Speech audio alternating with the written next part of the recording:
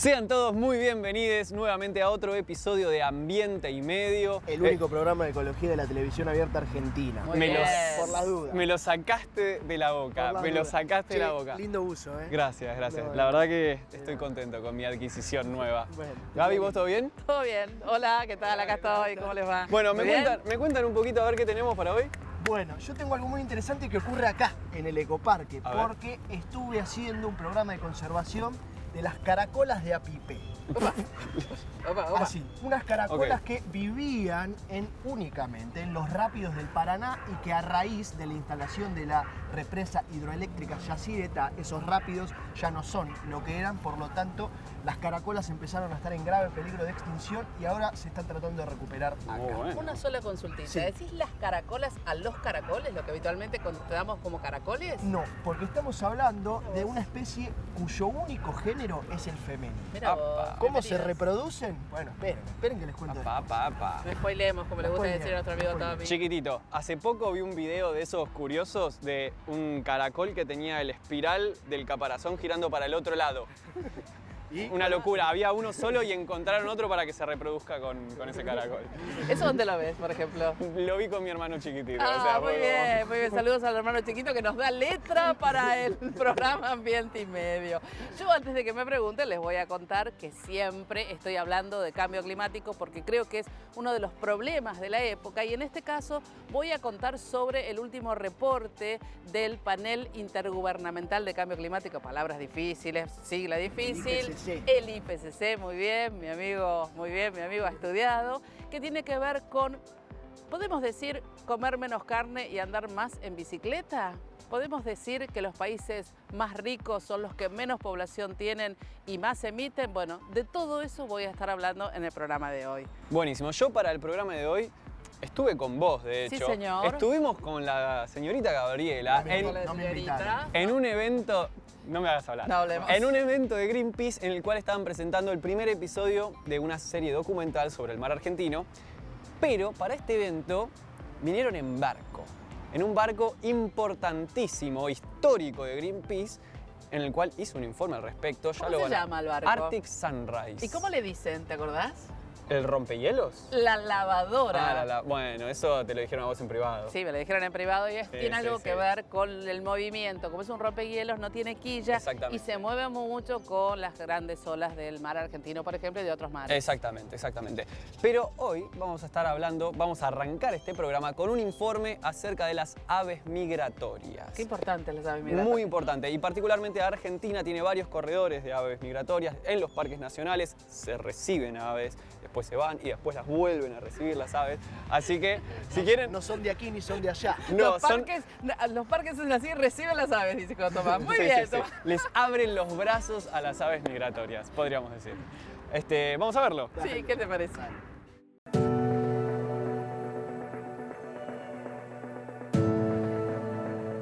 Están en todas partes, en la ciudad, en el campo, en las costas, en los bosques y en la montaña.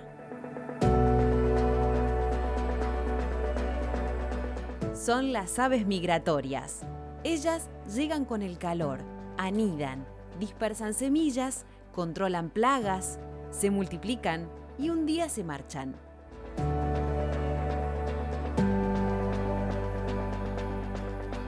Cuando el frío regresa, ellas ya están a miles de kilómetros de allí, volando hacia el calor, hacia algún rincón lejano.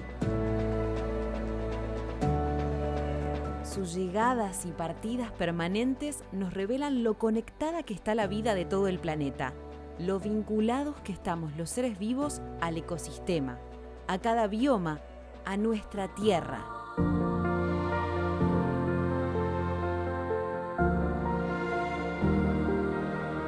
Como cualquier otro ser vivo, las aves migratorias cumplen una función ecosistémica única, precisa e irreemplazable. Sin embargo, como tantas otras especies, ellas hoy se encuentran amenazadas. La deforestación, el desarrollo urbano, la producción agropecuaria han venido deteriorando las playas, esteros, humedales y bosques en los que ellas habitan tras sus largos periplos. La amenaza que sufren las aves migratorias es una amenaza para la vida misma. Es preciso frenar de manera urgente la destrucción de sus hábitats. Es necesario salvar de la extinción a estas viajeras sin pasaporte ni frontera. Hay que hacerlo por ellas, por nosotros y por el planeta.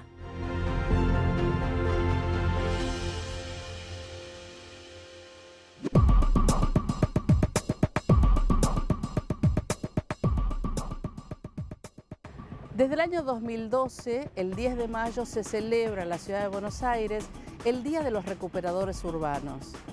Desde Ambiente y Medio hoy queremos celebrar ese día y además conocer la importancia que tienen estos recuperadores urbanos, que son eslabones de la economía popular y también de la economía circular. Hoy los invito a conocer a una mujer muy especial.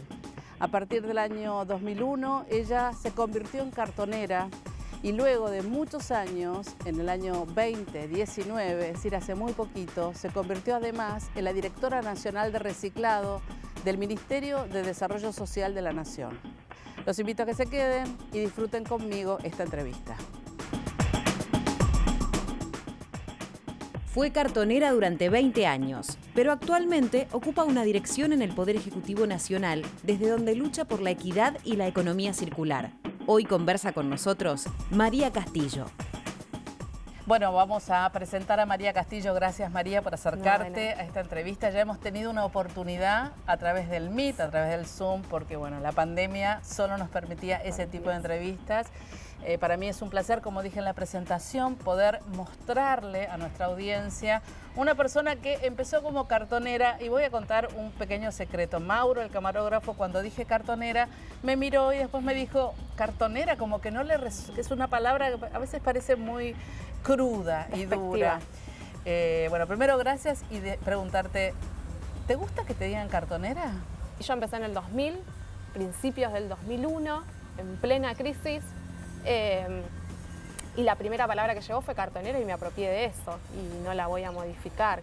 Sí, a veces no, el término se modifica por cuestiones quizás legales, cuando son ordenanzas o cosas así, pero pasa más por algo personal, creo, ¿no? De poner una palabra linda y no que no por sea otras tan cosas. chocante. Para quizás. mí no es la prioridad, digamos, la palabra. Sí, dependiendo del compañero, cómo se quiera identificar y lo respeto. Contaba un poco en la presentación de María que pasaste de el cartón, de recoger cartón en la calle por una necesidad, y ahora si querés nos lo contás, a funcionaria pública. ¿Cómo es ese paso? ¿Cómo fue ese paso? No quiero que me hables de tus 20 años de trabajo, pero más o menos cómo te sentís siendo hoy una funcionaria pública en un lugar que es nuevo para todos, supongo, no solo para el Estado, sino también para tus propios compañeros. Fue un desafío, yo digo que es un desafío, ¿no? Bien, creo que fue escalonado, podemos decir, ¿no? Fue escalonado, fue como creciendo a poquito, aprendiendo mucho del día a día. La experiencia mía es básicamente lo que surge del día a día desde el trabajo, de las necesidades, que no solamente es el reciclado, sino me he vinculado con diferentes actividades, polos textiles, cuidado, niñez. Mi referencia hacía que me vincule con esas necesidades, entonces uno como que tiene muy prendido en el cuerpo cuáles son las diferentes necesidades que tiene el sector de la economía popular, ¿no? El que llamamos nosotros economía popular. Y eso sirvió para estar quizás, no, la palabra no sé si es orientada, pero sí con los pies bien puestos en el suelo para decir, bueno, este es el camino y no me desvío de este camino. ¿Te sorprendió? La reivindicación tiene que ser la del sector, ¿no? ¿Y te sorprendió el nombramiento, digamos, cuando te llamaron y te dijeron si querías ocupar, y si les podemos decir a la audiencia, sos directora nacional de reciclado en el Ministerio de Desarrollo Social? Sí, a mí cada vez que me proponen algo es raro que diga que no. Me tiene que hacer mucho ruido que me diga que no. Pero cuando me dijeron sí, obvio, es discutir las políticas públicas que necesita el sector, ¿no? Los más de 150.000 cartoneros que hay en el país. Y fui elegida también por mis compañeros. Entonces, no fue que impusieron determinada Trajeron compañera, un sino nombre, que ¿no? dijeron, che, ¿quién les parece? Y dijeron, no, Mari, bueno, dejé de hacer todo lo que tenía, renuncié a todas las cosas que tenía legales, ¿no? Como referenta, como parte de cooperativas. Y me sumé a esto, que creo que es el primer... A veces muchos me dicen a mí que es el gran paso de reivindicación. Yo digo que es un pasito nada más. Claro. Para llegar a un gran paso tiene que modificarse muchas cosas. Cuando hablas de políticas públicas, que en eso estás, ¿no? Es intentando de alguna manera crear políticas públicas porque no había en el sector. ¿Cómo fueron estos años entre la pandemia y hoy, ¿no? ¿Se pudo hacer? ¿Cuánto se pudo hacer? ¿Qué se pudo hacer? A mí me tocó el sacudón apenas.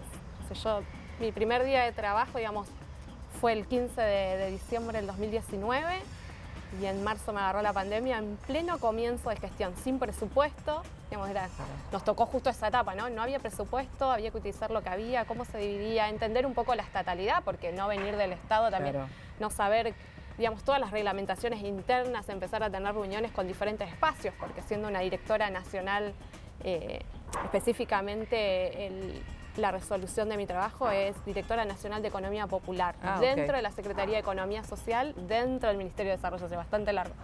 Pero me dedico al eje de reciclado, que eso es algo importante también, que dentro de la Secretaría existan espacios específicos que se dediquen a determinado sistema de trabajo, es importante, porque si no abarcás mucho pero no ordenás el sistema. Entonces, ¿Y pudieron ordenarlo? Sí, se pudo. Digamos, nosotros pudimos lanzar el programa Argentina Recicla con 4 líneas de asistencia.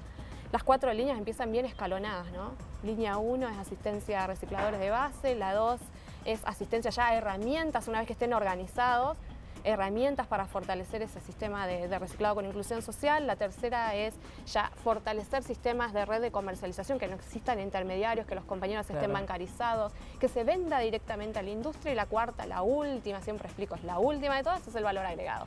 Sin inclusión social, sin los sistemas de reciclado formalizados, con la articulación de los municipios como autoridad competente, porque la legislación nuestra así lo dice, es imposible armar un sistema. Yo digo, ¿cómo? Siempre critiqué desde mi lado como cartonera y mi lado como funcionaria, ¿cómo no podemos lograr la articulación de todas las partes del Estado para que ese sistema sea viable? Si nosotros como cartoneros y cartoneras, en distintos lugares del país, con la experiencia que tuvimos en la Ciudad de Buenos Aires, pudimos hacer desde la base sistemas de reciclado con inclusión en algunos municipios de más de 600 trabajadores, y ahí varía, 50, 100 y va escalando. ¿Cómo no se puede articular, no? Como un tridente, digo yo, el Estado Nacional con sus partes, porque hay diferentes ministerios, el Estado Municipal como autoridad competente y los trabajadores ¿Y se pudo, como María? entidad. ¿Y se pudo? Se puede. ¿O se está pudiendo? Es un proceso lento. Ok, ¿Sí? claro. Yo lo que voy viendo es que vamos convenciendo, ¿no? A los municipios, che, este es el camino, pero la manera de convencer es, cuando vio que funcionó en un lado, dice, funciona. Por contagio, digamos, Siempre por es por imitación. contagio. Por imitación. Y lo bueno es que hay decisiones lentas, ¿sí? Para mi manera, ¿no? Desde mi punto de vista como trabajadora, para mí son muy lentas, porque los compañeros necesitan que se solucionen determinados problemas Ahora. para ayer. Claro. Yo siempre, Ayer, cuando tenés discutía era razón. ayer, no hoy. Claro. Porque cuando vos me lo traes hoy voy a necesitar otra cosa, porque mi día a día me hace ser de esta forma. A fin del año pasado se intentó implementar la ley de envases, donde ustedes hablo de la entidad, del sector, tuvieron una importancia crucial para esa ley. ¿Cómo la ves? ¿Por qué es tan complicada? ¿Sí? El sector siempre tuvo el interés. Hoy hubo funcionarios que acompañaron esa decisión y se le puso más garra para que eso esté más en vilo, más en boca. Hubo un sector de los medios que hizo mucho lobby en que la ley no salga, hablando de un impuesto en vez de una tasa, esquivando la responsabilidad a la hora de producir un envase. No se habla de la inclusión social certera que ya se genera y que la ley de envase viene a ordenar todo ese sistema que no vemos, porque esa es otra de las cosas. Nosotros lo que pedimos a través de la ley de envase es que a través de esa pequeña tasa, porque es un 0,03%, Es un porcentaje, es un porcentaje menor, pero que implica mucho dinero, que sería muy importante para ustedes. es muy importante para ordenar esos sistemas de reciclado que hoy se hace de una manera tan artesanal, que nosotros del Estado acompañamos esos procesos, pero no alcanza, porque Claro. mucho de ese producto que no lo recuperan nuestros compañeros o no lo recuperaba yo en la calle, termina yendo a entierro. Y no tiene esa vida de la economía circular volver a insertarla. Lo que proponemos nosotros, la ley de envase, no es una línea de reciclado lineal, sino una línea de la pura economía circular. Tiene que volver al circuito y que hay diferentes actores dentro de ese circuito. Entonces, a veces determinados títulos impactan mucho más que en la realidad de por qué es necesaria una ley de envase que ya funciona en otros países, de una manera distinta. Pero funciona. ¿no? Pero ya funciona. hay una muestra de que funciona. Y esos productos no lo vemos en el riachuelo, no lo vemos acá en los ríos, ni enterrándose, ni en los mares, digamos. Todo eso, yo el otro día preguntaba, le digo a los compañeros, tendríamos que hacer como un impacto. ¿Cuánto se redujo de volumen de no enterrarse en los rellenos sanitarios y que fueron en manos de cartonero y que se volvió a la industria a convertirse en un nuevo envase? Bueno, nosotros tratamos siempre desde este programa contar, ¿no? Y justamente uno de los datos que dio uno de mis compañeros al principio es que se recicla un porcentaje mínimo. Él habló de un 6%, será 5, será 6, será 7. Te hago la última. Sí. ¿Cuán importante es la educación en todo esto? Siempre entendí que la primera persona, que tendría que ser al revés, ¿no? Nosotros tendríamos que educar a los niños, no son los niños los que van a la casa y obligan a los papás a separar y entienden todos los puntos que le muestres, ¿sí? Después cuando vas a dar otra charla ya entendés que ese chico también cambió su propio hábito, no solo de saber cómo se separa, sino cómo distinguir la persona que está recuperando ese material, ¿no? Ya no es el ciruja, sino es el reciclador o el cartonero, y ese cartonero ya tiene un nombre y al tiempo ya va a decir sí, porque empieza a tener una identidad y se empieza a relacionar. Quizás en los barrios populares es mucho más sencillo, pero en determinados espacios no es así. Entonces, cambiar esa mirada de los trabajadores y explicar el paso a paso, mostrar una foto de las plantas, no sé, del SEAMS, ejemplo, me ha pasado, chicos, decir, no sé qué es eso, es un basural. Y cuando le empezás a mostrar y la empezás a ampliar, empiezan a entender las consecuencias. Y cuando hablas también de las consecuencias sociales y ambientales que tiene ese espacio, los chicos empiezan a entender y a mirar las cosas de otra forma y empieza a surgir esto, ¿no? Jóvenes que empiezan a estar más activistas, no solo en el cuidado ambiental, sino en la lucha del sector que recupera ese material. Entonces empieza a haber una inclusión, no solo de recicladores, sino de otros actores que acompañan ese proceso. Y la educación es la parte principal. Sin la educación no comienza la separación, no comienza la conciencia de por qué y para qué hay que hacerlo. El primer eslabón, quizás. Es el primer eslabón. Yo les dije que era muy interesante. Espero que, así como a mí me encantaría seguir charlando una hora más, la televisión no nos deja. Espero que todos ustedes hayan visto acá una persona muy interesante y con unas ganas de seguir trabajando y apostando un poco para todos. Así que, bueno, gracias. Nos saludamos así y nos vamos a acercar y nosotros les vamos a decir que sigamos con más Ambiente y Medio y no dejen de ver esta entrevista. Dicen que lo único permanente es el cambio. Cambiamos las etapas, los caminos, pero hay un seguro que nadie te da, un seguro para cambiar. Entonces, mientras todo siga cambiando, seguimos con vos para no dejar de cambiar. Rus, seguros para cambiar. ¿Qué es lo que hace a este lugar distinto? ¿Será que nos cuidamos entre todos? ¿Los parques y el deporte? ¿Será que vivimos rodeados de verde? Sí, porque la calidad de vida hace todo distinto. Cuando elegís papel Ledesma, elegís un consumo responsable. Porque nuestro papel se elabora a partir de la caña de azúcar, un cultivo renovable año a año. Elegí Ledesma, elegí cuidar el ambiente. Ojos en Alerta. Comunicación directa para casos de emergencia mediante WhatsApp con el Centro de Operaciones y Monitoreo. Para sumarte 4443-2012. Municipio de Morón. Corazón del Oeste. Porque sabemos de ambiente y sostenibilidad, podemos ayudarte a producir y desarrollar tus actividades de manera sustentable. Greenco, Servicios de Asesoramiento Ambiental.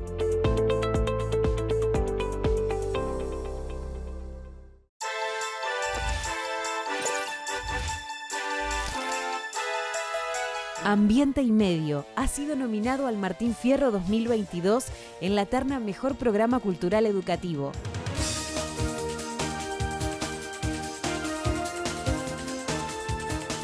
Gracias, Aptra, por elegirnos para el premio más importante de la televisión argentina.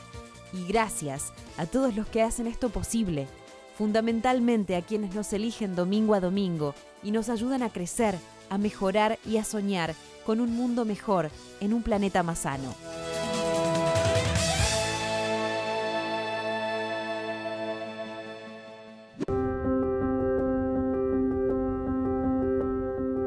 Como bien ya saben, en esta fructífera relación que estamos teniendo con el Ecoparque Interactivo de la Ciudad de Buenos Aires, Exológico, donde no solamente lo utilizamos como escenario para desarrollar nuestros informes, sino que también vamos a ir empezando a trabajar mancomunadamente para, sobre todo, visibilizar el trabajo que ellos tienen, principalmente en términos de conservación de especies.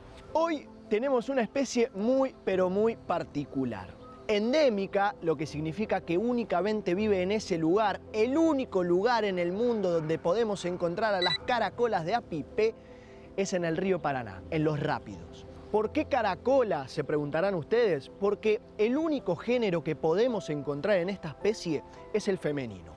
Son todas hembras. ¿Cómo hacen para reproducirse? Preguntarán ustedes. Bueno, calma, ya vamos a responder todo. Lo principal es entender que no están en peligro de extinción, sino que directamente están extintas en estado silvestre. Los únicos lugares en los que podemos encontrar ejemplares remanentes de caracolas de apipé son el Ecoparque, por supuesto, el Museo de Ciencias Naturales Bernardino Rivadavia y la Universidad de Misiones. En ningún otro lugar en el mundo vamos a encontrar caracolas de apipé porque viven únicamente en el río Paraná, en los rápidos del río Paraná. ¿Por qué está en extinción? Quédate que te cuento.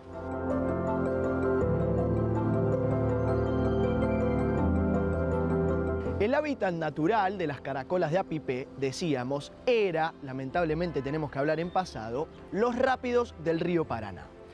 Al ser rápidos, el agua va circulando permanentemente y eso hace que se encuentre en un estado de pureza total. En esas condiciones viven las caracolas de apipé y se suelen colocar en el fondo del río Paraná a una profundidad baja, no muy alta. ¿Por qué se extinguieron las caracolas de apipé? Bueno, todo es obra de la especie humana. La represa hidroeléctrica Yacyretá se instalaba en el río Paraná años atrás sin tener en consideración las consecuencias que podría provocar su desembarco. La represa hidroeléctrica modificó todos los niveles de agua habidos y por haber, la profundidad de la misma y por supuesto también la pureza. Entonces, esas condiciones tan sensibles a las que las caracolas de apipé estaban adaptadas ya no existían y por ende hoy no hay más caracolas de apipé en el fondo del río Paraná. ¿Cómo es que se descubrió que las caracolas de apipé estaban a punto de extinguirse? Eso te lo cuenta Tomás, encargado de este programa de conservación y que también nos va a estar contando muchas cosas más. Esta especie en particular, lamentablemente, ya lo sufrió por completamente el problema porque está extinta en silvestría. Fue un trabajo del Museo de Ciencias Naturales Bernardino Rivadavia, que estaba haciendo una investigación en ese momento, un científico en particular, Manuel Quintana. Él es un biólogo que estaba tratando de hacer un relevamiento de especies en la zona, se encontró estos caracoles y después de mucho esfuerzo logró encontrar una manera de más o menos reproducirla en condiciones controladas. Como les decía, es bastante difícil porque no es que uno los pone en una pecera y listo. Necesitan un flujo de agua, una corriente constante, necesitan una saturación de oxígeno en particular, básicamente condiciones físico-químicas muy particulares. Él logró descubrirlas, logró establecer ese diseño y bueno, nos pusimos a trabajar con él como para tratar de ayudar a poner a disposición lo que es el gobierno de la Ciudad de Buenos Aires para crear un laboratorio que nos permita reproducir más de esos caracoles.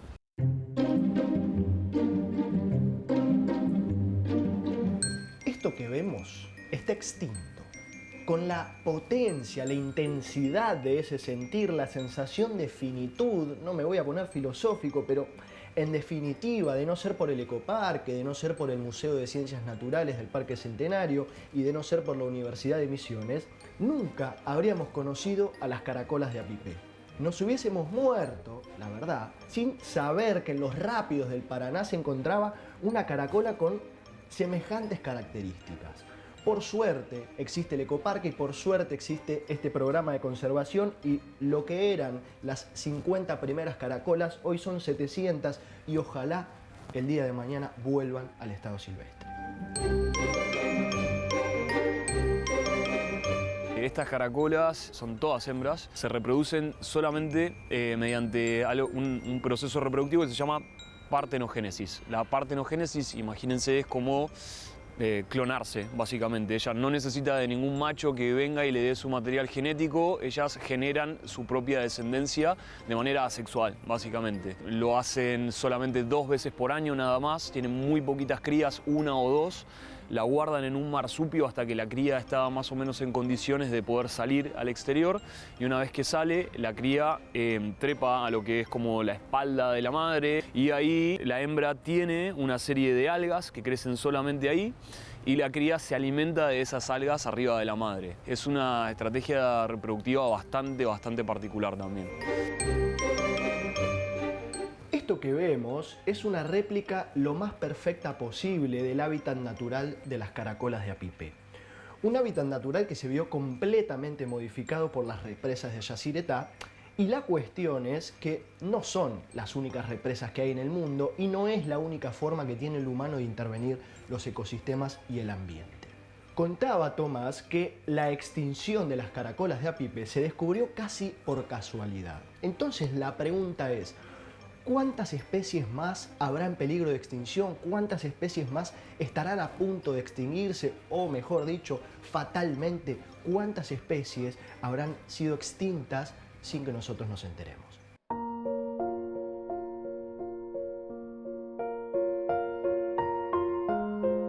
Perdón que vuelva con esto, pero estamos frente a una especie extinta. Estamos viendo algo que ya no podemos ver, es como una especie de paradoja espacio-temporal.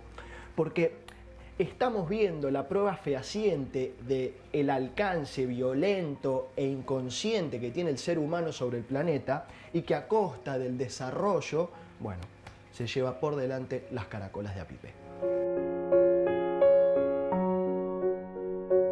Ejemplares de caracolas de Apipé en estado silvestre, como dijimos, no encontramos más. Es por eso que es tan necesario este programa de conservación, que no solamente busca reproducir ejemplares de caracolas, sino también reintroducirlas en alguna altura del río Paraná que contenga estas condiciones necesarias para que las caracolas puedan adaptarse y subsistir. Ojalá que así sea. Pero en definitiva es un llamado de atención más a nuestra especie, la humana, que no para de poner en peligro a demás especies, y es por eso que es necesario pensar en un plan un poco más macro para, en definitiva y básicamente, dejar de extinguir especies.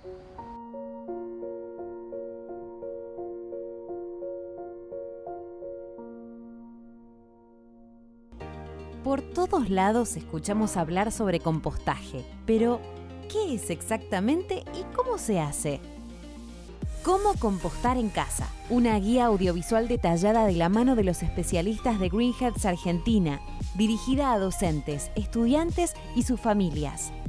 ¿Te gustaría ayudar a resolver el problema de la basura y reducir a la mitad los desechos que generás a diario? ¿Querés aprender a transformar tus residuos orgánicos en una tierra fértil, llena de nutrientes y vida, mediante el proceso natural más fascinante? Encontrá este nuevo recurso educativo y mucho más en www.ecoauladigital.org. Seguimos con más Ambiente y Medio, periodismo en perfecto estado de conservación.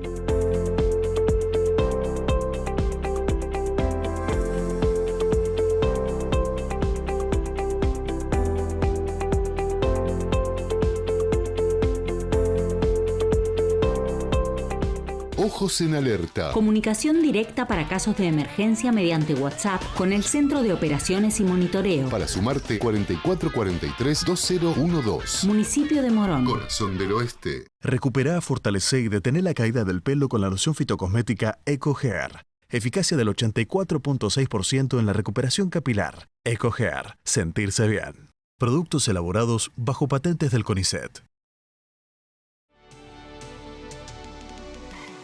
Construimos 5 nuevos clubes municipales. En Lagomarcino, Del Viso, Perusotti y próximamente Luchetti y Tribarrial. Clubes que se traducen en más derechos para vos. En nuevos espacios de encuentro para tu familia. Es tu club, es tu lugar. Pilar Municipio.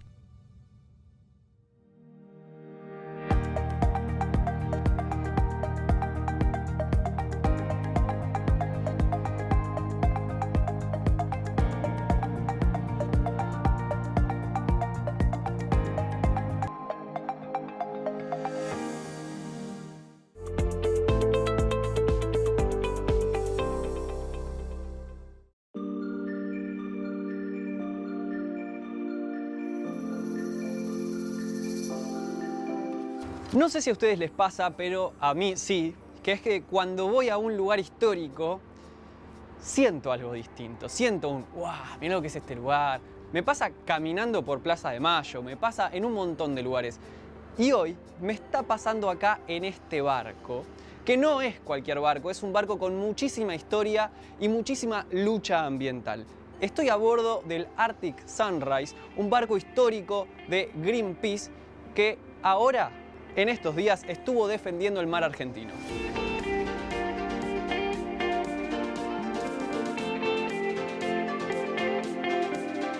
Primero que nada, un poquitito de contexto. Este barco fue construido en 1975, pertenecía a una empresa noruega y se llamaba Polar Bjorn. Es algo así como oso polar en noruego o vikingo, el idioma que más les guste. Greenpeace realiza una acción en contra de este barco porque estaba transportando equipamiento para construir una pista de aterrizaje en una zona poblada por pingüinos y después, en 1995, esa empresa noruega se lo vende a Greenpeace a través de otra empresa que se llama Arctic Sunrise, de ahí el nombre. Y a partir de 1995 no paró de hacer historia. O sea, desde antes que yo esté vivo, este barco ya estaba realizando acciones por defender el ambiente.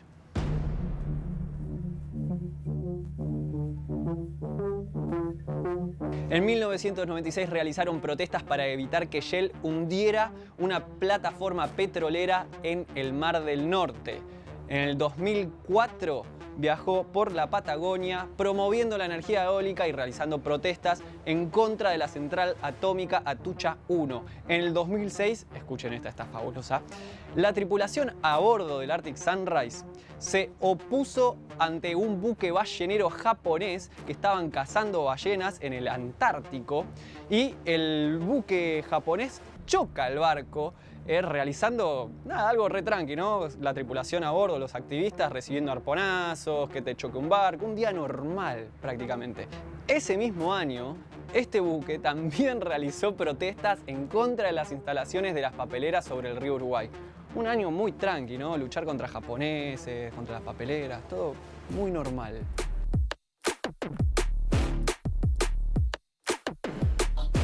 Bueno, seguramente esta noticia se la acuerden, se llamó, o los empezaron a llamar, los 30 del Ártico. En 2013, activistas de Greenpeace participaron de una protesta pacífica en el Ártico para evitar que la petrolera rusa Gazprom haga la primera perforación del mundo en el mar del Ártico. Cuestión, los 30 activistas que estaban realizando esta protesta pacífica fueron detenidos. Llegaron los efectivos rusos y se llevaron a la tripulación y al barco, y así es como quedaron todos presos en Rusia. Finalmente, después de 2 meses, pudieron salir bajo fianza, el barco quedó un ratito más y llegaron a sus hogares y se pudieron reunir con sus familias. Pero es así como básicamente el Arctic Sunrise va derechito al medio del quilombo para luchar por el ambiente.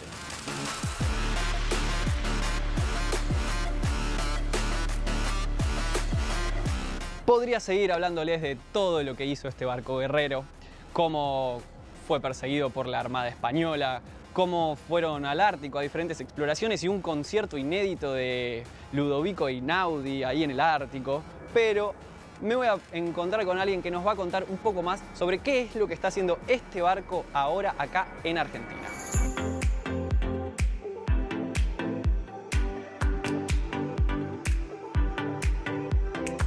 Bueno, estoy con Bruno Gianbeluca, vocero de Greenpeace Argentina. Muchas gracias, Bruno, por estar acá. Un gusto recibirlos. La verdad, me estabas contando antes cómo estás hace 20 días más o menos, un poco más, viajando acá en el Arctic Sunrise.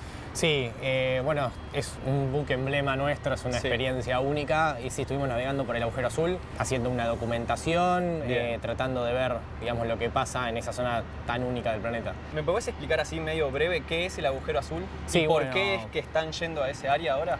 Bueno, el agujero azul es un área de súper alta biodiversidad que se concentra en una región que sería una especie de agujero, por eso se le dice de esa forma, es profundo, es un corredor biológico que, como te decía antes, tiene mucha biodiversidad, eso atrae a muchas especies y al haber muchas especies también atrae a la industria que pescan esa zona, que generalmente pescan calamar, merluza negra, y lo hacen de forma totalmente intensiva. Como para tener un poco de referencia, estamos de la zona de Puerto Madryn, unas 200 millas al este, como para que se ubiquen un poco.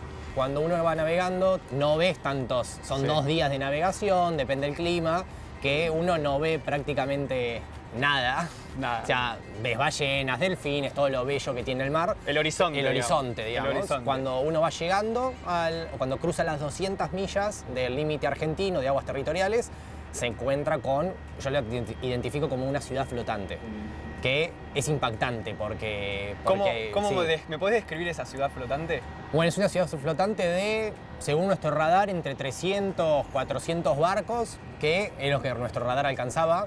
Identificamos en toda esa zona barcos de... 400 barcos. Muchísimas nacionalidades. Y todos estos barcos que estaban ahí están explotando, digamos, el mar, el agujero azul. Sí, lo que hacen es una pesca intensiva en esa zona, más que nada de calamar, repito un poco lo que te dije, merluza negra, concentrado en ese lugar porque hay alta cantidad. Sin parámetros legales.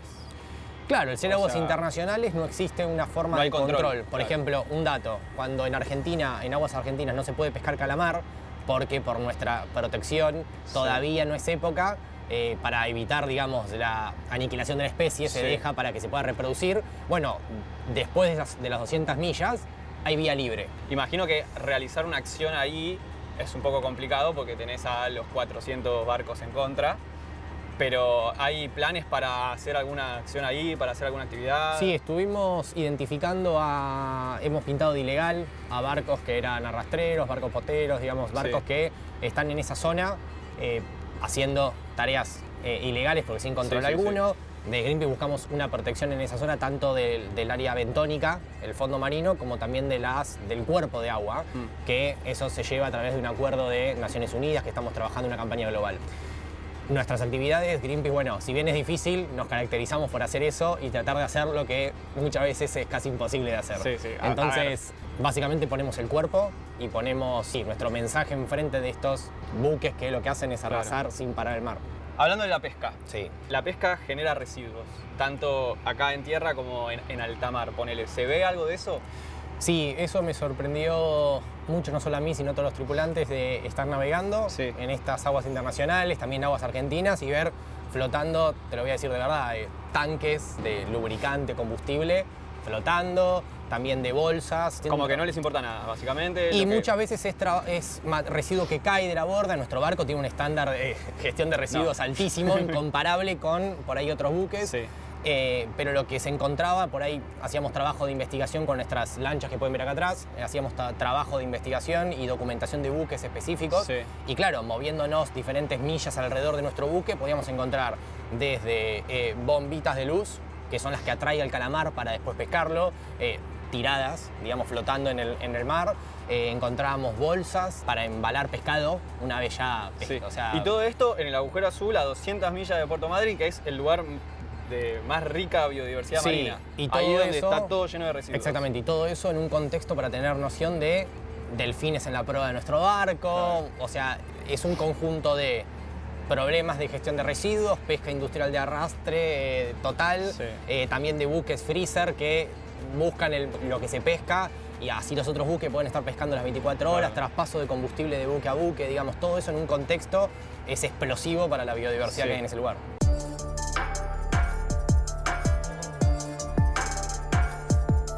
Bueno, ahora estamos yendo a la proa del barco. El barco es un rompehielos, esto es un detalle, se mueve mucho por la forma, no tiene quilla, entonces el barco va haciendo un 8 constante. Entonces a la hora de navegar, tu cabeza es un 8. Tu cabeza es un 8 y cuesta. Esto que se ve acá son para salvavidas, se tiran, se inflan y, digamos, puede haber gente ahí. Y acá estamos ya en la digamos, en la proa del barco. Y ahí se puede ver el puente de mando.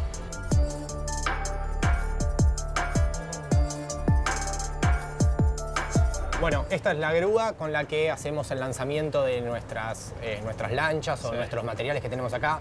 La estábamos usando en el agujero azul para poder hacer el lanzamiento a alta mar de los mini submarinos, que ahora no están en el buque, los dejamos en puerto, pero es vital, digamos, para las tareas que realizamos de investigación. Atrás se puede ver también en naranja muy fuerte nuestros semirrígidos, que son claves para las actividades que la gente ve y que realizamos, digamos, a alta velocidad yendo a poner el cuerpo. Una adrenalina. Mucha adrenalina y también con mucha gente profesional porque hay que estar ahí arriba haciendo las tareas esas.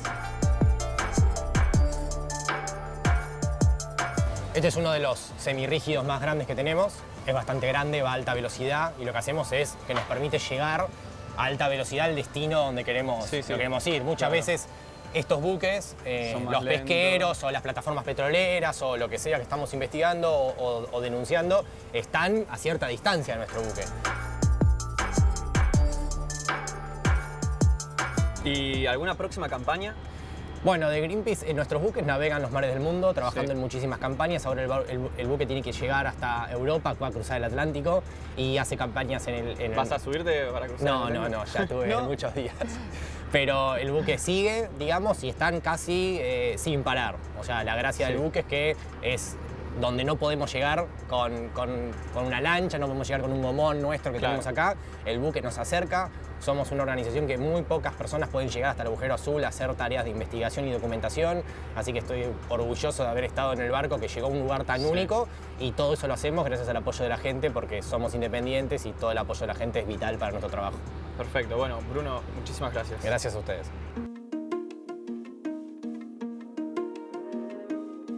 Y esto no es todo, porque ahora dentro de un rato voy a ver la presentación de un documental, el cual les quiero recomendar, así que quédense acá con nosotros, porque próximamente les voy a contar de qué se trata este documental.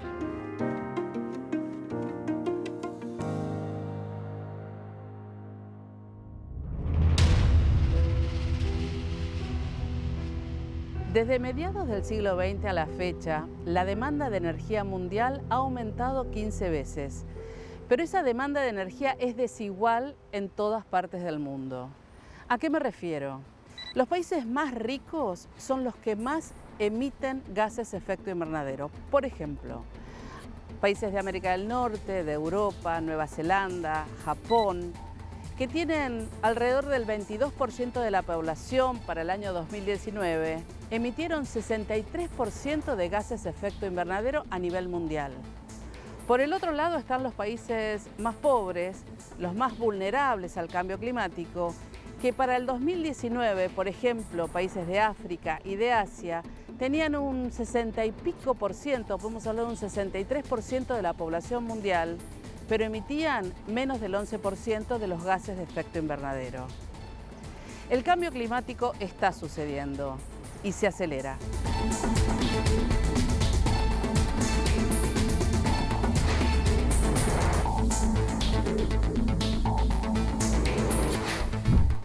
Por primera vez, el último informe presentado por el Panel Intergubernamental de Especialistas en Cambio Climático presenta un capítulo sobre cómo el comportamiento de las personas y de las sociedades puede contribuir a la reducción de las emisiones de gases de efecto invernadero.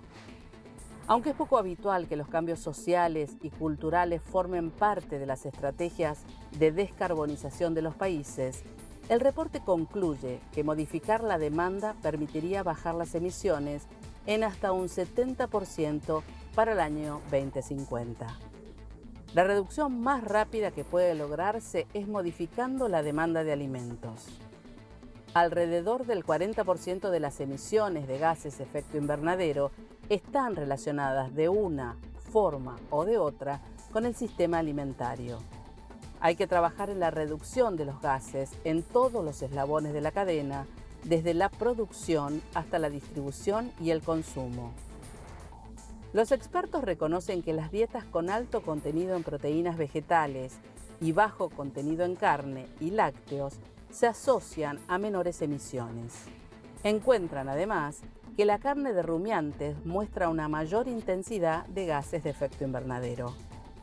Con respecto al transporte, el mayor desafío está en la introducción de nuevas tecnologías como es la electrificación y el uso de combustibles alternativos, pero también en promover el uso de la bicicleta y caminar. Pero esto no depende de decisiones individuales, sino de la infraestructura y de la organización de las ciudades y del trabajo, explica Julio Díaz José, profesor e investigador de la Universidad de Veracruz, México, y autor principal del capítulo sobre la demanda y los aspectos sociales de la mitigación del cambio climático. El individuo por sí mismo puede hacer poco. Se requieren cambios importantes a nivel político, de planificación, de infraestructura, de tecnología y de regulación, señaló. En ciencias sociales, se habla del efecto contagio.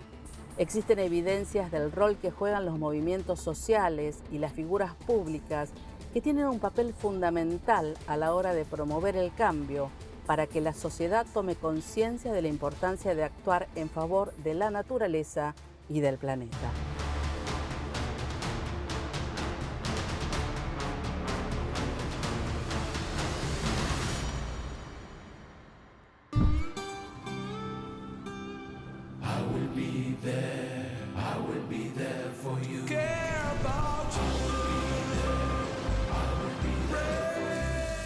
En Sancor Seguros estamos junto a vos en todo momento, acompañándote. Sancor Seguros, estamos.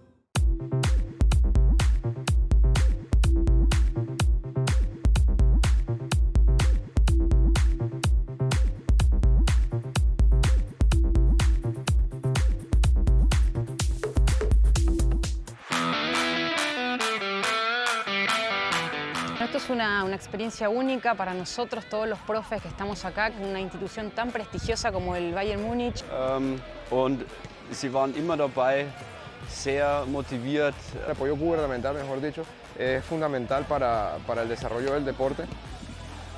Sí, también agradecer a Gobernación todo el esfuerzo para que nosotros hoy pudiéramos estar acá.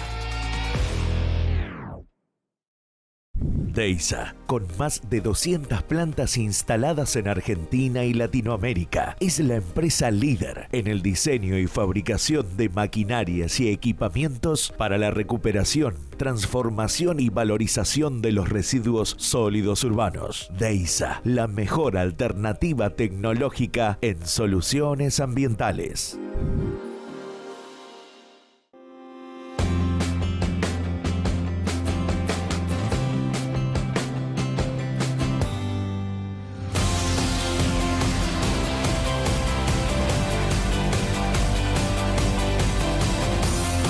Conoce Termas de Río Hondo, en Santiago del Estero, Argentina. Grupo Petersen, desde 1920, construyendo el país.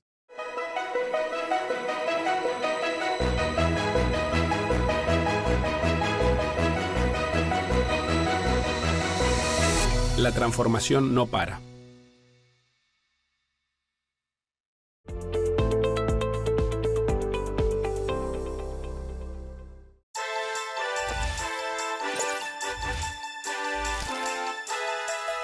Ambiente y Medio ha sido nominado al Martín Fierro 2022 en la terna Mejor Programa Cultural Educativo.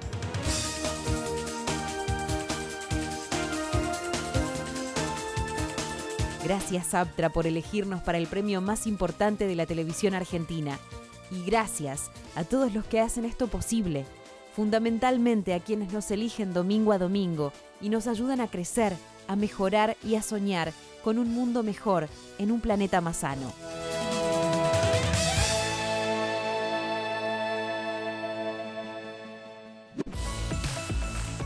¿Te animás a bañarte ahorrando más agua?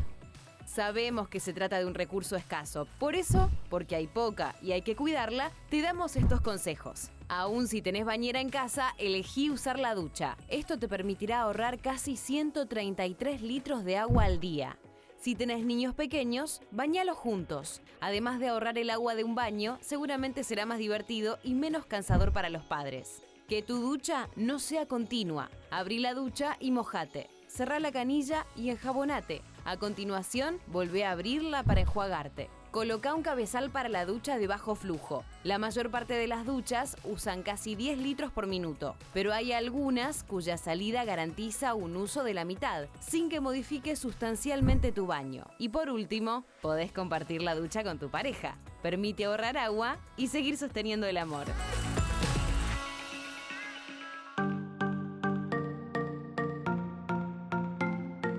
Y bueno, lo prometido es deuda. Como les había comentado, en este evento Greenpeace está presentando un documental sobre el mar argentino. Se llama Por acá no. En este documental vamos a poder conocer cuáles son las problemáticas que trae la industria petrolera a nuestro mar. Tanto las plataformas, las perforaciones y cómo todo esto afecta tanto a la flora y a la fauna marina. También tenemos algunas personas que a mí me caen bastante bien, como son el Chino Darín o Natalie Pérez, quienes están recorriendo junto con Greenpeace y con especialistas, preguntando, insistiendo, y a quienes les cuentan toda esta información, toda esta data, todas estas consecuencias que traería la industria petrolera si es que se instala en el mar argentino. En este documental nos aventuramos junto al Chino Darín, a Natalie Pérez y Diego Poggi por las costas del sur del país para investigar cuáles son las consecuencias de la industria petrolera, pero también para conocer lo rico que es nuestro mar, lo rico que es el mar argentino en cuanto a flora y fauna y paisaje y un montón de cosas. La industria petrolera afectaría muchísimo a la ballena franca austral y a los pingüinos que habitan en el sur del país, y en este documental se trata de explayar y desarrollar un poco más cuáles son todas estas consecuencias. En esta producción vamos a poder observar a estos animales preciosos habitar su hábitat, valga la redundancia, y cómo afectaría todo este entorno y cómo afectarían a estos animales. Entonces, yo prefiero quedarme con las imágenes de los animales libres y saludables antes de verlos lastimados. Y es por eso que está bueno que veamos Por acá no. Y antes de que me olvide, nos pueden seguir en las redes sociales, @Fundación Ambiente y Medio. Pueden ver nuestro programa completo en la web ambientemedio.tv o en nuestro canal de YouTube, y no se olviden de suscribirse y activar la campanita. Nos vemos la próxima.